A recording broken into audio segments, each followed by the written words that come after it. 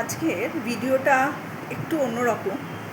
আমি এতদিন আপনাদের সাথে বেশ ছোট্ট ছোট্ট সুন্দর মুহূর্ত তুলে ধরেছিলাম, কিন্তু রিসেন্ট একটা ঘটনা ঘটলো যেটা আমার মনে হয়েছে আপনাদের সাথে ভাগ করে নেওয়া উচিত। যারা বিশেষ করে যে মা বাবা অনেক আশা করে চাকরি সূত্রে বাইরে পাঠাচ্ছেন ছেলেমেয়েরাও তাদের সুন্দর ভবিষ্যৎ গড়ার জন্য যাচ্ছে এবং সেখানে সুন্দর জীবনযাপন করার একটা চেষ্টা করছে, কিন্তু এর মাঝেও যে কত অজানা বিপদ এবং কত মানুষ আছে যারা মান এবং হুঁশ হারিয়ে তাদের নিত্য হ্যারাসমেন্ট করে যাচ্ছে, সেটা কিন্তু প্রত্যেকের বাবা মার জানা উচিত। এবং ছোট ছোট টিনেজার যারা বিদেশে যাওয়ার বা কলকাতার বাইরে যাওয়ার কথা ভাবছো, তাদের জন্য এই ভিডিওটা একটুখানি শুনুন যে আমার মেয়ের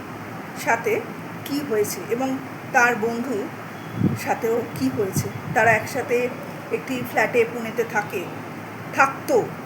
এবার তারা যখন ফ্ল্যাটটা ছাড়ছে সেই সময় ল্যান্ডলেডি তাদের সঙ্গে কতটা অমানবিক আচরণ করেছে সেটা একবার শুনুন। আমার মেয়ে এবং ওর ফ্ল্যাটমেট পুনেতে খারারি অঞ্চলে ম্যাট্রিক্স অ্যালফামন অ্যাপার্টমেন্টে ওরা ভাড়া থাকতো। ওদের 11 মাস অন্তর লিজ রিনিউ হয় এবং ওই এগ্রিমেন্ট অনুযায়ী কিছু ক্লজ থাকে। এবার ওরা যখন এবারে ছেড়ে দিল, ওদের যে কশন মানি যেটা ডিপোজিট মানে সিকিউরিটি মানি যেটা ডিপোজিট রাখা হয়েছিল, সেটা এমন কিছু ক্লজের জন্য ওদের থেকে অকারণে প্রায় 20,000 টাকা নিয়ে নেওয়া হলো। আর সেটা মানে এরা খুবই খারাপ করেছে, কারণ এরা ফ্ল্যাটে পেন্টিংয়ের জন্য ল্যান্ডলেডি ওদের থেকে টাকা কেটে নিয়েছে, কিন্তু যখন ওরা ফ্ল্যাট ভাড়া নিয়েছিল উনি কিন্তু ফ্ল্যাট রং করে ওদের দেননি। সুতরাং রং করে দেননি, ছেড়ে দেওয়ার সময় রং করানোর টাকা কেটে নেওয়া হবে, এটার কোনো যুক্তি খুঁজে পাওয়া গেল না। তারপরে যেগুলো ন্যাচারাল ওয়ারেন্টিয়ার, যেমন ধরুন ওদের প্লান্ট ছিল, এরা বলেছিল যে কোনো রকম ফুল গাছ আমরা মেনটেন করতে পারবো না, কারণ আমাদের আইটি সেক্টরে কাজের কোনো ঠিক ঠিকানা নেই, কোন সময় আছি, কোন সময় আমরা অফিসে, কোন সময় আমরা বাইরে, সুতরাং ওগুলো আপনারা নিয়ে যান। তাও জোর করে ওটা রেখে দেয় এবং ওদের থেকে সেই 8-10টা টবের গাছের জন্য 3,000 টাকা ওরা নিয়ে নেয়। এছাড়া ফ্ল্যাট রং না করিয়েও ফ্ল্যাট রং করার টাকা নিয়ে নেয়। তারপরে ফ্ল্যাটটা ফার্নিশ ফ্ল্যাট ছিল, ওয়াশিং মেশিনের যে স্ট্যান্ড সেইটায় মরচে ধরেছে, সেই স্ট্যান্ডের দামটা পর্যন্ত ওরা নিয়েছে। কিন্তু মরচে ধরা, কোনো প্লান্ট শুকিয়ে যাওয়া, এগুলো তো একটা ন্যাচারাল ওয়ারেন্টিয়ার কোনোভাবেই কোনো এগ্রিমেন্টাল লিজের মধ্যে থাকে না এবং কোনোটাতেই নেই। তা সত্ত্বেও ওদের টাকা এভাবে নিয়ে নেওয়া হলো এবং অনেক আকুতি মিনতি করে কিছু টাকা ওরা ফেরত পেয়েছে, কিন্তু 20,000 টাকারও বেশি ওদের কাছ থেকে ওরা নিয়েছে, মানে ফেরত দেয়নি। এবং ওরা যেহেতু পুনেতে একাই থাকে, ওদের সেরকম কোনো জানাশোনাও কেউ নেই যারা ওদের হয়ে একটু বলতে পারে। সুতরাং এরকম আমার মনে হয় আরও অনেক স্টুডেন্ট কিংবা যারা চাকরি করছে, ইয়াং একদম ছেলে এবং মেয়ে, তাদের থেকে ওখানকার মানে পুনে কিংবা মহারাষ্ট্র ওখানকার এরকম যারা ফ্ল্যাট ওনার্স, তারা কিন্তু জোর করে এভাবে কশন মানি কিংবা সিকিউরিটি ডিপোজিটের থেকে জোর করে কিছু পোর্শন কেটে নিচ্ছে।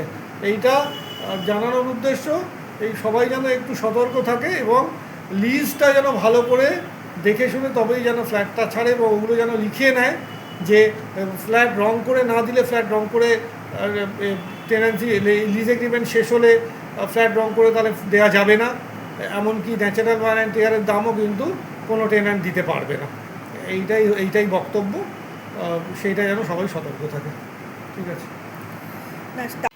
আর একটা জিনিস বলি যেটা মিস হয়ে গেছে, ওরা যে গাছের ব্যাপারটা বলল, সেই ব্যাপারটা একটুখানি আর একটু ডিটেলে বলি। গাছগুলো বারান্দায় ছিল, খুবই ভালো লাগছিল। আমি যখন গেছিলাম গাছে জল দিতাম, ওরা কাজের লোকদের দিয়েও জল দেওয়াতো, কিন্তু ওরা যখন তাদের বাড়ি ফিরতো তখন তো সম্ভব নয় জল দেওয়ানো, সেজন্য সব গাছ ওভাবে রাখা সম্ভবও ছিল না। তাই ওরা আসার সময় বিভিন্ন ধরনের গাছ এনে ওরা কিন্তু টবে বসিয়েছে। আমি সেজন্য ওরা যখন ভিডিও করে আমাকে দেখাচ্ছে, আমি আবার বলেছিলাম তোরা কিন্তু একাধারে মালিও হয়ে গেলি, মানে সব কিছু করে গাছ বসিয়ে, গাছ কিনে এনে, টব কিনে এনে, টব বসিয়ে, বাড়ি ক্লিন করে, টপ টু বটম সুন্দর করে সাজিয়ে ফ্ল্যাট ফেরত দিচ্ছে। তারপরেও এরকম অসহযোগিতা করলো। ছোট ছোট মেয়ে, আমাদের কাছে, বাবা মার কাছে তো বাচ্চারা সবসময় ছোট থাকে, সুতরাং এইগুলো না মেনে নেওয়া যায় না। তারা সৎ পথে থেকে সৎভাবে সব কিছু মাসে মাসে এতগুলো টাকা, যেখানে আমি বলতে বাধা নেই 35-40 হাজার টাকা ভাড়া নিত, তারপরে ওরা 3 বছর এই ফ্ল্যাটে ছিল।